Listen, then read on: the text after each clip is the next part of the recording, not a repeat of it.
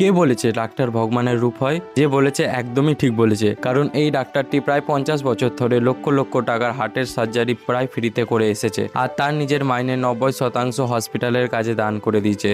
আর তার এইসব ভালো কাজের জন্য যখন তাকে পদ্মশ্রী পুরস্কার দেওয়ার জন্য দিল্লিতে ডাকা হয়, তখন সে এই বলেই সেখানে যায় না যে আমি চলে গেলে আমার পেশেন্টগুলোকে কে দেখবে। আর বাকি ডাক্তারগুলো যখন অনেক রিকোয়েস্ট করে এবং তাকে বলে যে আমরা পেশেন্টগুলোকে দেখে নেব, তুমি তোমার পুরস্কার নিয়ে আসো, তখনই সে পুরস্কার নিতে যায়। 1972 সালে যখন তিনি তার পড়াশোনা কমপ্লিট করে, তখন তাকে জার্মানি এবং আমেরিকা থেকে অনেক অফার আসে, কিন্তু সে তো ছিল দেশপ্রেমী। তিনি ভারতের বেনারসে গিয়ে 250 টাকার মাইনেতে পড়াতে শুরু করে, আর তারই ছাত্রগুলো আজ দেশ বিদেশের নামি এবং ভালো হার্টের ডাক্তার। তিনি তার 90% দান করে দিয়ে এইটুকুই নিজের কাছে রাখতেন যাতে দুবেলার খাবারটুকু সে খেতে পারে।